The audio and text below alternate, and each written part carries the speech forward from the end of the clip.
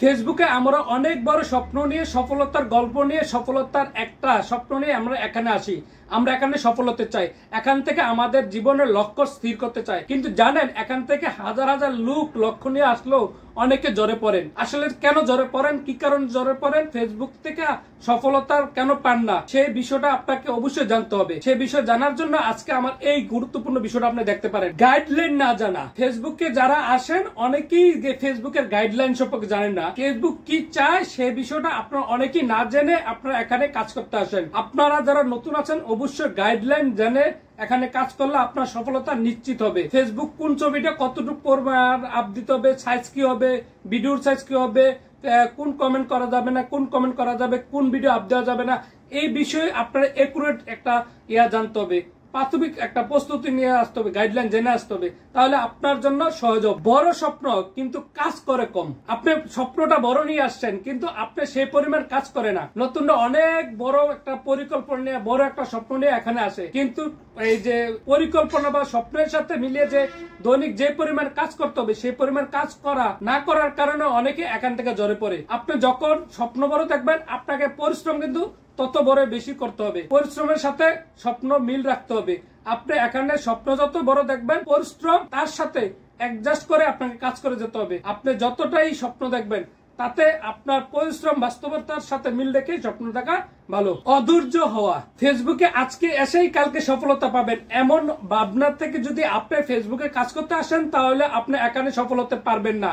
তাই আপনাকে অধৈর্য হয়ে পড়বেন। আপনি যদি একটা দীর্ঘ পরিকল্পনা নিয়ে আসেন যে আপনি আগামী 10 বছর, 2 বছর পর আপনি এখানে যাবেন, 3 বছর পর এখানে যাবেন, 6 মাস পর এখানে যাবেন, 1 বছর পর এখানে যাবেন, তাহলে আপনি কখনো অধৈর্য হয়ে পড়বেন না। কিন্তু এখানে আসেই আপনি সফলতা চাবেন, তখনই আপনি অধৈর্য হয়ে পড়বেন।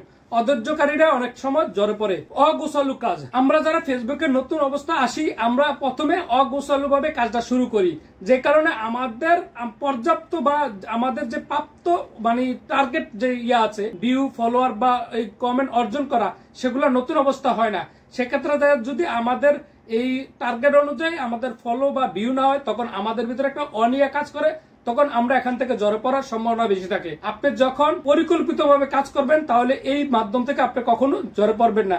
পরিকল্পনা বলতে আজকে কতটুকু কাজ করছেন, কালকে কিভাবে আরেকটু কাজ করবেন, গোছালো কাজ কিভাবে করবেন, কি কি কালকের জন্য কি কি রাখবেন, কি কি কাজ করে যাবেন, সেই বিষয় নিয়ে যদি আপনার পরিকল্পনা থাকে কখনো এখান থেকে জ্বরে পড়বেন না। অপরিকল্পনার কারণে এখান থেকে জ্বরে পড়ে অনেকে। নিরুৎসাহ, আমরা যারা নতুন অবস্থায় কাজ শুরু করি তখন অনেকেই আমাদের যারা বন্ধু বান্ধব আত্মীয় স্বজন আছে তারা প্রথম অবস্থায় আমাদেরকে নিরুৎসাহিত করে। আরে ভাই, আপনি এখানে আসলে আপনার প্রথম বাধা হয় তারা কিন্তু তারাই, যে এখানে কি করতে গেছে, অনেক তারা আপনাকে হ্যাঁ প্রতিপন্ন করবে, তারা আপনাকে নিরুৎসাহিত করবে।